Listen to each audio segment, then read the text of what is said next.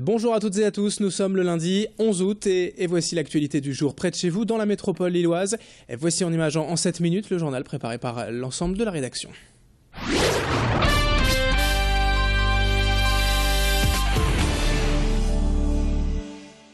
La réputation solidaire du Nord n'est plus à faire. Parmi les associations engagées, lumière sur une initiative pévéloise, l'association Don de Soi. Sur le même concept qu'Emmaüs, l'association recycle, trie et vend les dons des particuliers à des prix symboliques au profit d'actions pour les enfants malades. Les bénéfices de ces ventes permettent de faire des actions auprès de publics fragilisés, enfants malades, enfants à l'hôpital, personnes handicapées, personnes âgées.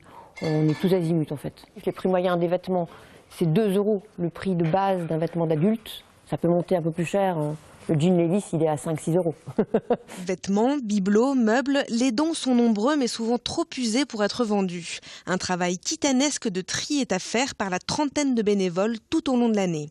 Explication au micro de Tanguy Lécluse. Les gens ont la fâcheuse tendance à nous considérer comme une deuxième déchetterie.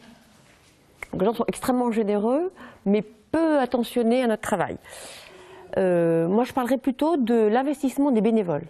On a 30 bénévoles qui viennent pratiquement toute l'année, puisqu'on est fermé pendant les vacances, mais qui viennent également pendant les vacances parce qu'il s'agit de continuer à ranger pendant les vacances, le travail continue. Les 2 magasins situés à Templeuve et Sizouin réouvriront leurs portes dès le 1er septembre prochain. Si vous ne venez pas au yoga, le yoga viendra à vous. L'adage pourrait être le slogan de la petite entreprise de Guillaume Ducrot, professeur de yoga depuis 6 ans. Pour ceux qui n'oseraient pas franchir la porte d'une salle de gym, le professeur se rend chez les particuliers pour dispenser ses cours. Avancés, débutants, tous les niveaux sont enseignés avec un accompagnement personnalisé selon les envies de chacun. Il y a systématiquement un petit échange par téléphone pour connaître les attentes de cette personne et éventuellement savoir si elle a des pathologies à prendre en compte. Et puis le jour J, la séance dure à peu près 1 heure, plus ou moins 50 minutes de travail postural calé sur la respiration, on appelle ça asana en yoga. Ensuite un petit passage avec des exercices respiratoires, on appelle ça le pranayama.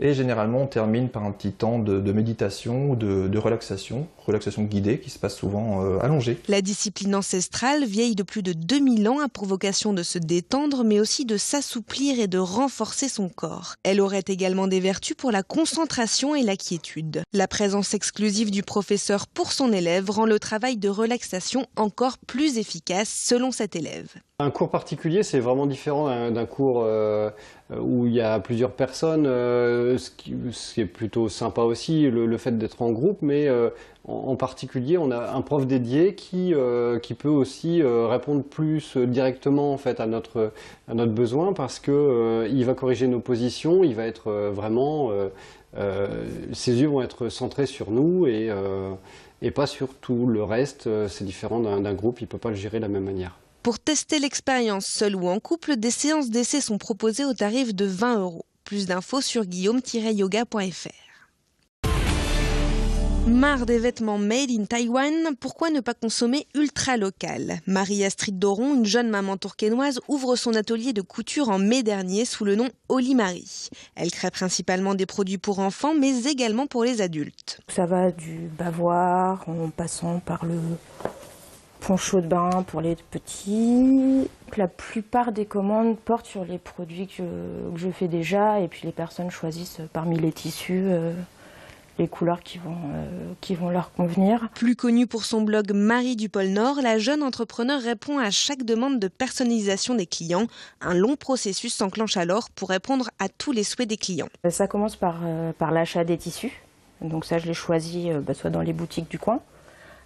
Ou sur internet. Donc je reçois mes tissus, je commence d'abord à les faire tremper, je les lave, je les sèche, je les repasse, 1 fois, 2 fois, 3 fois. Donc ensuite je vais découper mes tissus, je vais passer une partie sur l'ordinateur pour faire la personnalisation. À l'approche de la rentrée des classes, Marie-Astrid reçoit de nombreuses sollicitations, notamment pour les tabliers d'école. 100 ans après la Grande Guerre, les initiatives de commémoration se multiplient, notamment à la médiathèque de Tourcoing. Des illustrations de presse aux cartes postales, des caricatures aux planches stéréoscopiques, une exposition tout en images qui retrace les faits marquants du premier conflit mondial. Le maître mot de l'exposition, c'est bien sûr souvenir. Et puis pour moi, c'est paix également. C'est peut-être pas. Ça semble peut-être paradoxal, mais je pense que quand on voit toutes et on lit tous ces témoignages d'hommes et de femmes qui ont vécu l'enfer, on se dit que la paix est vraiment un bien extrêmement précieux. Regarder pour ne pas oublier, c'est l'objectif que s'est donné la médiathèque de Tourcoing, un devoir de mémoire et de transmission pour toute une génération. Je crois que commémorer 14-18, ça s'adresse d'abord aux jeunes générations pour leur faire mieux comprendre le présent, c'est le rôle, l'histoire, c'est mieux comprendre le passé pour appréhender le présent et le futur. Donc c'est important de savoir ce qui s'est passé il y a 100 ans, de connaître les souffrances de nos ancêtres, et puis d'analyser également ce qui s'est passé lors de ce conflit mondial. Une exposition à découvrir jusqu'au 27 septembre prochain à la médiathèque André Malraux de Tourcoing. Des visites guidées sont disponibles sur réservation. Fin de cette édition donc aujourd'hui, et l'information continue dans un instant sur Grand Lille TV.